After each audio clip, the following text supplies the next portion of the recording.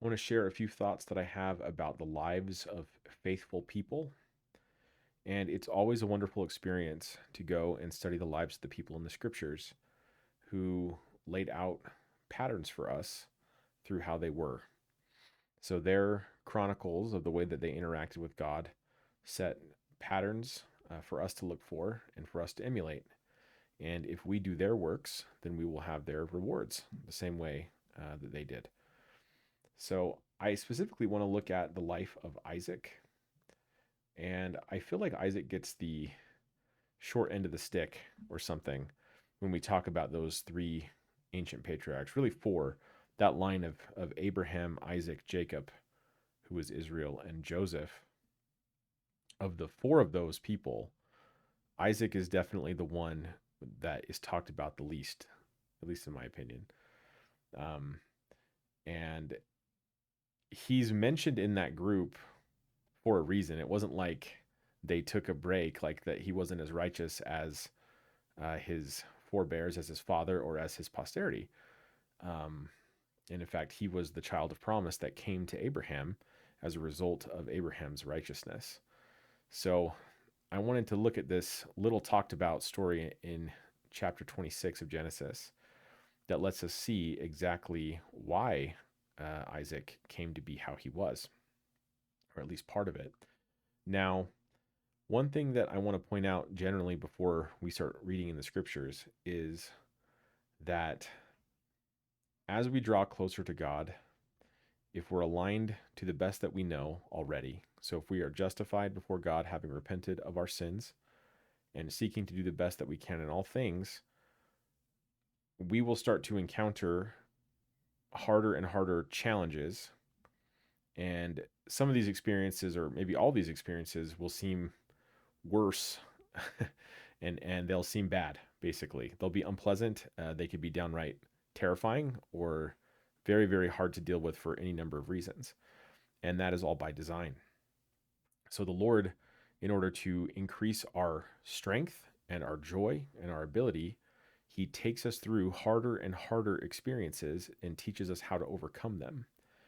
And so when we talk about the life of Abraham, for example, there are some obvious signs of these, what you might call a descent cycle or an abasement cycle, these cycles that you go through where things get worse and worse and worse. And as you trust God through them, he is able to, through his justice, bring you back to even greater things than you had before. So with Abraham, for example, there was his escape from the land of his fathers. There was the whole incident with Sarah and Hagar and Ishmael, his son, and losing Ishmael and Hagar and all of the pain that that caused him. There was all of the nonsense that happened with Lot, where, you know, if you really read the story carefully, you see that even though Abraham spent his entire life taking care of Lot and making sure that everything was good in Lot's life and that all good things that Lot had, including his life, came from Abraham, Lot continued to make choices that were less than ideal. Um, and even to the point where he took the better part of the land that his uncle owned so that for himself, which had to have been nothing but, uh, well, a letdown for Abraham. But despite all of that, Abraham continued to trust God up until like the culminating experience, which we all talk about, which is the commandment from God to Abraham to sacrifice Isaac. So those ones are pretty cut and dry. Now, when it comes to Isaac, we don't immediately rattle off a bunch of things that he did that were similar.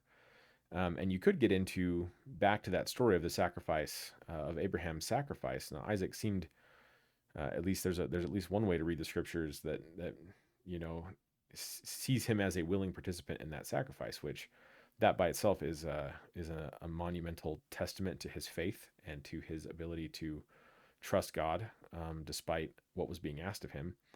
But I want to go and read through this story and point out a few things. So, in chapter 26 of Genesis, we start with a very interesting statement. So, in verse 1, it says, "And there was a famine in the land beside the first famine that was in the days of Abraham. And Isaac went unto Abimelech, king of the Philistines, unto Gerar." And so we're in a famine. Now, a famine is a terrible thing. It's a reoccurring disaster that is happening in with among the lives of these patriarchs.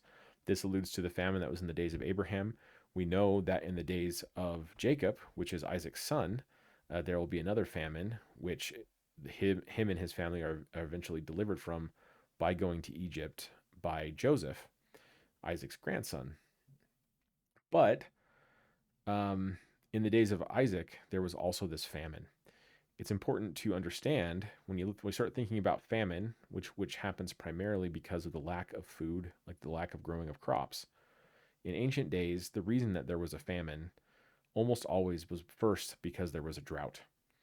And while it doesn't necessarily talk about a drought specifically here, we'll see that the actions of Isaac allude to there being a drought, and we'll start to see the faith of somebody like Isaac. So there's a famine in the land, which means that there's also a drought. And the Lord appeared unto him, meaning Isaac, and said, Go not down into Egypt, dwell in the land which I shall tell thee of. And sojourn in this land, and I will be with thee, and I will bless thee. For unto thee and unto thy seed I will give these countries, and I will perform the oath which I swear unto Abraham thy father.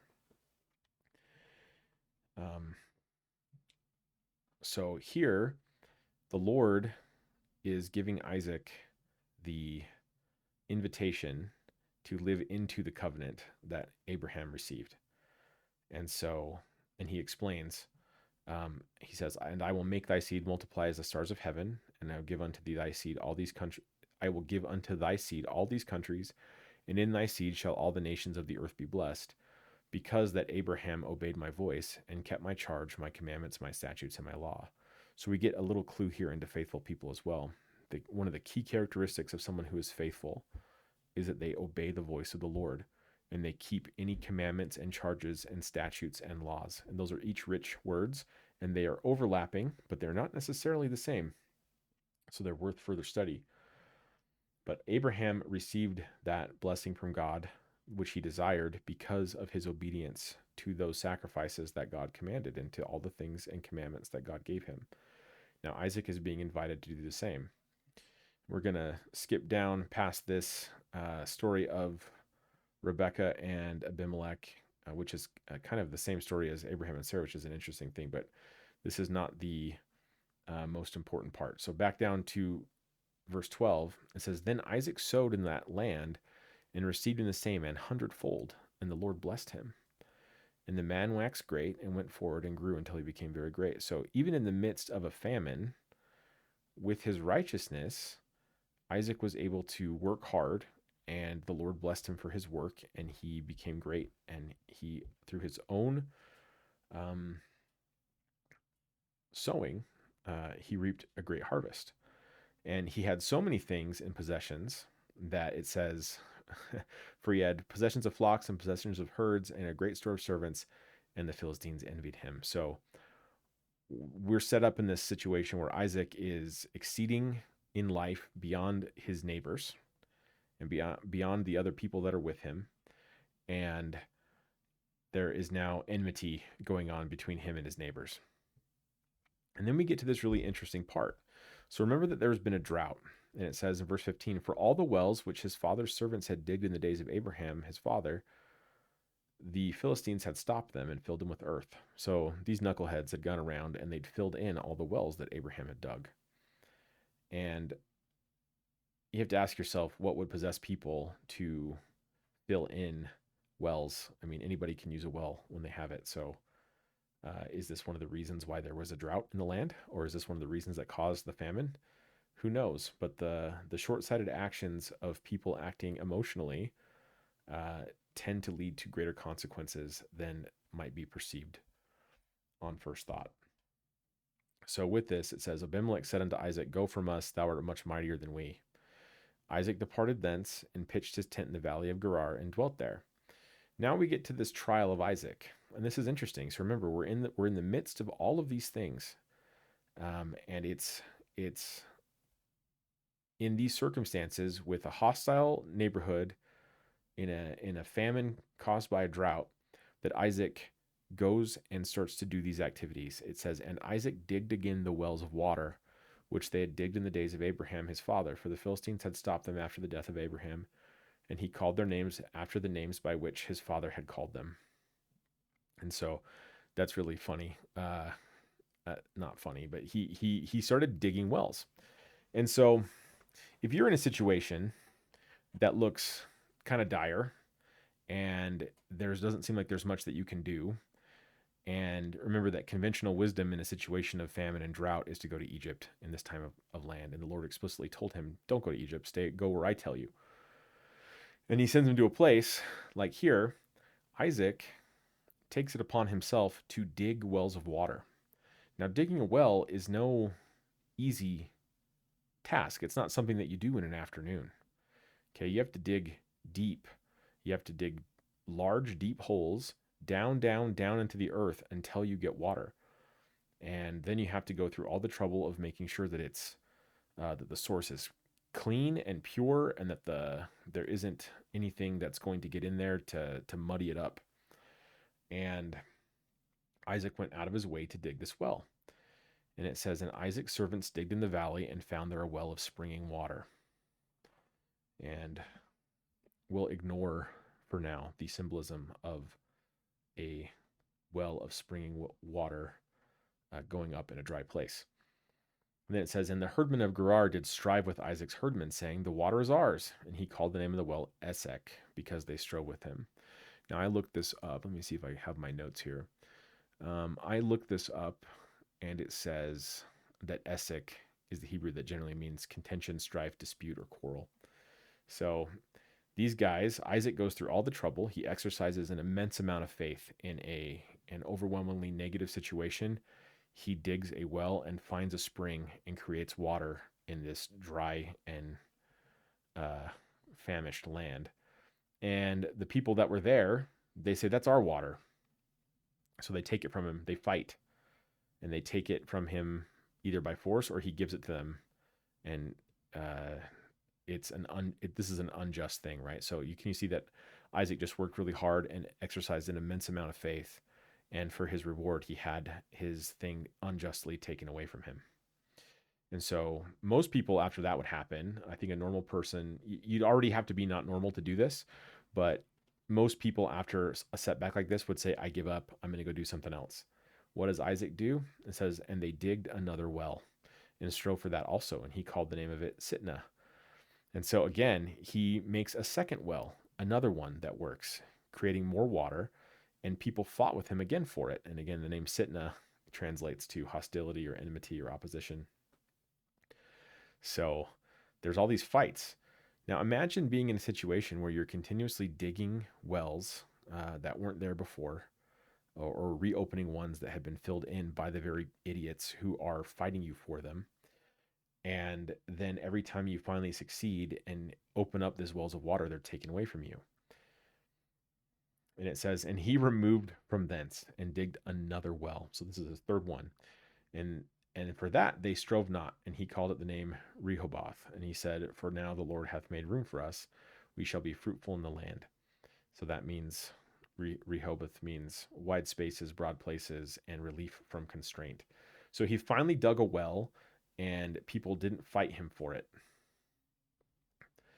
And so it was after he went through the trouble of digging 3 separate wells under duress and under contention with all of these people. And who knows how long this took. This could have taken months. This could have taken years to get done. It says, after all this, he went up from thence to Beersheba. And the Lord appeared unto him that same night and said, I am the God of Abraham thy father. Fear not, for I am with thee, and will bless thee, and multiply thy seed for my servant Abraham's sake. And he builded an altar there, and called upon the name of the Lord, and pitched his tent there, and there Isaac's servants digged a well. So it was after his third trial that the promise of the covenant was confirmed upon Isaac. It was because of the faith that he demonstrated in those circumstances. So you see how the Lord used Isaac's faithful diligence through those trials of the wells in order to slingshot him into something greater. So he's now a full contributor and owner of that covenant that God confirmed upon Abraham. And he is a partaker of that in his own right. And why is that? Because if you exercise the same faith as Abraham, you receive the same blessings as Abraham. And that's what Isaac is doing right here. And I thought it was interesting that he dug another well. So he built an altar there in commemoration with uh, of his interactions with the Lord, and then he dug another well. And of course, what has to happen eventually? The Philistines' king, they come to him, and Isaac's all aware of them. In verse 27, he says, Isaac said unto them, wherefore come ye to me, seeing ye hate me, and have sent me away from you? And they said, we saw certainly that the Lord was with thee, and said, let there be now an oath betwixt us, even betwixt us and thee, and let us make a covenant with thee, that thou wilt not do us no hurt, as we have not touched thee, and as if we have done unto thee nothing but good. Which, I mean, you could argue that that's not true. And have sent thee away in the peace, thou art now blessed of the Lord. And he made them a feast, and he did eat and drink. So look at the graciousness of Isaac. He also forgave the contentions over the previous wells, and he feasted these guys, and he covenanted with them, and he ate and he drank with them. And it said, and they rose up and betimes in the morning, swear one to another, and Isaac sent them away, and they departed him in peace. And it came to pass that same day, Isaac's servants came and told him concerning the well which they had digged, and said unto him, we have found water. And he called it Sheba. Therefore, the name of the city is Beersheba unto this day, which is translated as oath or swearing. So, in commemoration of the covenant that he made with the Lord, and also, I guess, with Abimelech and his fellows. So, there's oaths all around here. But I think it's extremely interesting that Isaac went through this ordeal of continuously digging against wells across all opposition in order that there might be water in a land that was droughted and famished. And that is the key takeaway from the lives of all faithful people. What was Isaac's motive in digging the wells? It was the betterment of the people that were with him. Did he mind that it was the herdsmen that didn't deserve it that benefited? Well, not as much as he probably could have. And he even let them have the wells and continued to dig other wells. And because he did that, not only did he gain water out of the ground, but he gained the living water and a covenant with the Lord. And so we can learn from this anytime in our lives, if we know that we're doing the best that we can in all things, when we undertake any endeavor for the betterment of other people and it's met with opposition and resistance, persevere. Don't let your faith lag. To have faith means to continue to push and do all that you can to get what you desire, to enact what you desire, unless and until you have sufficient reasons that tell you that it's not what you should do. So you go full tilt with all your heart towards what you desire, and you don't let any opposition get in your way until it's done. And if you do that, then the Lord will bless you, and you will do good for yourself, but more importantly, you will do good for others. And that's what happens because of the lives of faithful people everywhere.